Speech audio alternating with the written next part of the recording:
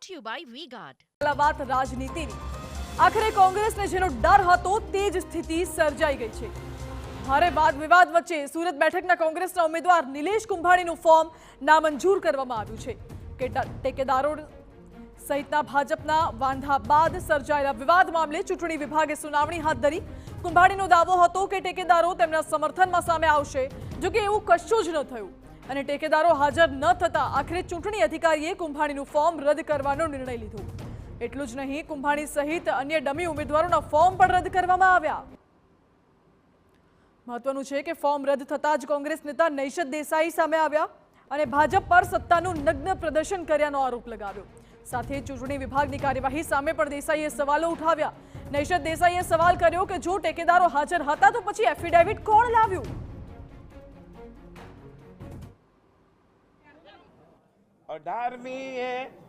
ઠેકેદારો હાજર હતા, પછી એફિડેવિટ કોણ લાવ્યું, કેમ લાવ્યું, શા માટે લાવ્યું?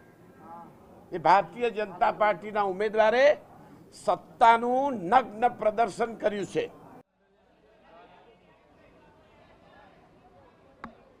તો આ તરફ કોંગ્રેસ નેતા કમ વકીલ એવા બાબુ માંગુકિયાએ આરોપ લગાવ્યો કે ફોર્મ રદ કરવાનો નિર્ણય તદ્દન ખોટો અને વાહિયાત છે। બાબુ માંગુકિયાનું માનવું છે કે જો હાજર થયેલા લોકોની વાત માનવી હોય તો ક્રોસ એક્ઝામિનેશનની તક આપવી જોઈએ। જો એને સામે જે માણસો હાજર થયા છે એની વાત માનવી હોય તો અમને એને ક્રોસ એક્ઝામિનેશન કરવાની તક આપવી પડે અને જે આ 4 વ્યક્તિઓ અપરાધ છે, પોલીસમાં ફરિયાદ આપી છે, એમણે પોતે પણ કાલે પોલીસ કમિશનરને જાણ કરવાનો પ્રયત્ન કર્યો હતો। તેમ છતાં આ લોકોનું અપહરણ થયું છે, નથી થયું, અમારી વાત સાચી છે ખોટી છે, કમ્પ્લેન આપી છે વાત સાચી છે ખોટી છે, એની કોઈ પણ ચર્ચા કર્યા વગર સાવ ખોટો તદ્દન વાહિયાત ઓર્ડર કરવામાં આવ્યો છે। એટલે હાલની સ્થિતિએ કોંગ્રેસ સુરતની બેઠક ગુમાવી ચૂક્યું છે અને ભાજપનો રસ્તો મહદઅંશે સાફ થઈ ગયું છે। પરંતુ હવે કોંગ્રેસ શું કરશે તે પણ જણાવી દઈએ। કોંગ્રેસની લીગલ ટીમ સુપ્રીમ કોર્ટ સુધી લડત આપશે। કોંગ્રેસ પાસે હવે કાયદાનો જ વિકલ્પ ખુલ્લો પડ્યો છે, એટલે કોંગ્રેસ હવે હાઈકોર્ટ અથવા તો સુપ્રીમ કોર્ટના દ્વાર ખખડાવી શકે છે। આર્ટિકલ 226 હેઠળ હાઈકોર્ટમાં રીટ પિટિશન કોંગ્રેસ કરી શકે છે। જો કે દિલ્હીની ટીમ નક્કી કરશે કે સુપ્રીમ કોર્ટમાં જવું જોઈએ કે હાઈકોર્ટમાં રીટ પિટિશન દાખલ કરવી જોઈએ। આર્ટિકલ 32 હેઠળ ઉપલી અદાલતના દ્વાર ખખડાવી શકે છે કોંગ્રેસ, સુપ્રીમ કોર્ટના દ્વાર કોંગ્રેસ ખખડાવી શકે છે, પરંતુ મહદઅંશે હાઈકમાન્ડ નિર્ણય લેશે કે હવે કોંગ્રેસ આ બેઠકને લઈને આગામી સમયમાં શું રણનીતિ ઘડે છે।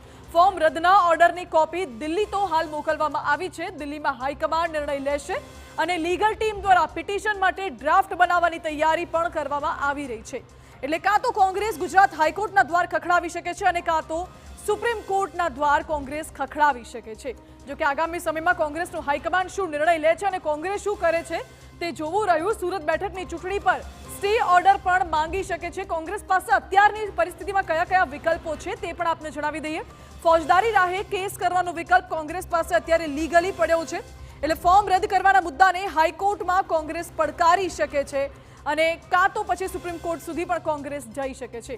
વધુ ન્યાય માટે સુપ્રીમ કોર્ટનો માર્ગ પણ કોંગ્રેસ માટે ખુલ્લો છે, એટલે જો કોંગ્રેસનું હાઈકમાન્ડ નિર્ણય લે તો કોંગ્રેસ હાઈકોર્ટ અથવા એનાથી ઉપલી કોર્ટમાં પણ જઈ શકે છે। કોંગ્રેસનો નિર્ણય શું આવે છે તે જોવું રહ્યું। Brought to you by V-Guard.